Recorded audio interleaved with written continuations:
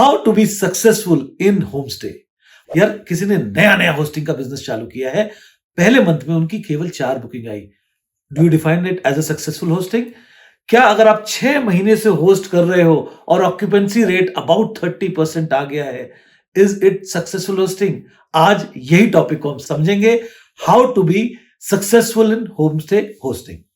For any help, consultancy and services, find the link in the description box. Let's continue the video. तो यार hosting को समझने के लिए, गुड होस्टिंग को समझने के लिए अब हम पॉइंटर्स पे जाएंगे एक एक, ताकि आपको क्लैरिटी हो कि सक्सेस कैसे आएगा होस्टिंग में।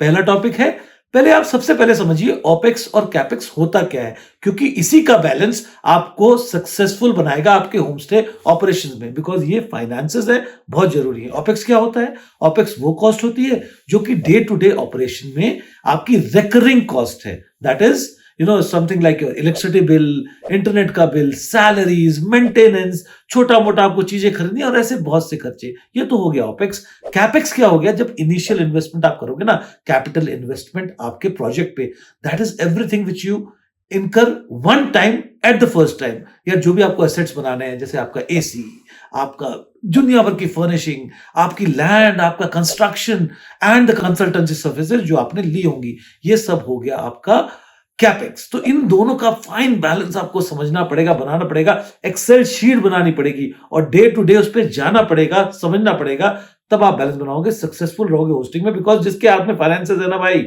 वही सक्सेसफुल है। दूसरी बात, power of reviews and feedbacks.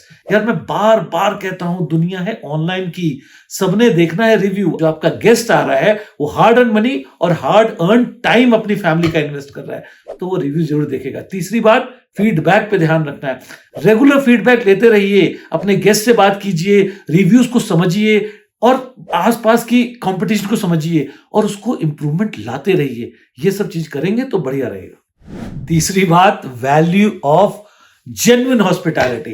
यार जेन्युइन हॉस्पिटैलिटी ये वर्ड बड़े ध्यान से समझो। यार पता है क्या, एयरबीएनबी होम स्टे है, एक पर्सनल टच है, ह्यूमन एलिमेंट है। मैं बार बार कहता हूं, ह्यूमन एलिमेंट को कभी मत भूलो।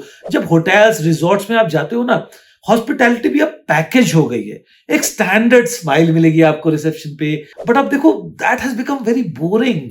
यहां पे ही एयरबीएनबी एक फ्रेशनेस की तरह आता है, because each host is passionately hosting. मैं कहता हूं ना, property defines the personality of a person. तो जब आप जेन्युइन हॉस्पिटैलिटी, और जेन्युइन हॉस्पिटैलिटी जो है ना यार, हम सबके खून में है, हम इंडियंस के खून में है। जो आप गेस्ट के साथ करते हो ना, अपने पर्सनल गेस्ट के साथ, आपको बस वही करना है। यही है जेन्युइन हॉस्पिटैलिटी। यही डिफरेंस आपको, आपकी यूएसपी बनेगी, आपको बढ़िया फीडबैक देगी। तो चौथा पॉइंट हम देखते हैं, good food is equal to good stay.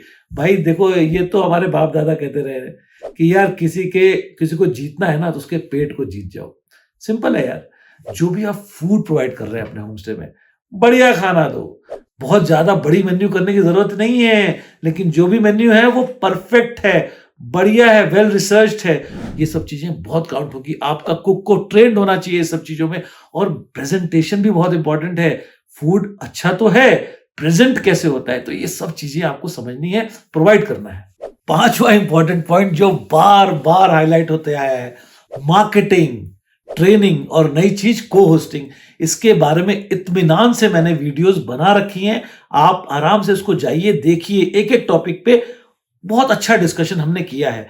छोटी सी बात है यार, मार्केटिंग, आपको उनके सामने आना है ना यार। आपकी प्रॉपर्टी दूर दराज किसी जगह पे है, लेकिन आपका जो गेस्ट है ना, वो कहीं दूर बैठा है, गुड़गांव में, बैंगलोर में कहीं। कैसे आप उसको रीच करोगे, फिर कैसे वर्ड ऑफ माउथ फैलाओगे, ये सब का समन्वय आपको मिलेगा हमारे वीडियोस पे।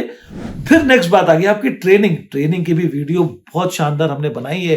ट्रेनिंग यार बहुत इंपॉर्टेंट एलिमेंट है ना। आप जब कॉर्पोरेट लाइफ में कितनी ट्रेनिंग्स आप लेते हो, कैसे अपनी एक एक चीज को एनहांस करते हो, इंप्रूव करते हो, अपडेट करते हो। तो होस्टिंग में तो बिजनेस है यार, हर चीज अपडेट हो रही है, कंपटीशन अपडेट हो रहा है, लोगों की रिक्वायरमेंट्स अपडेट हो रही है।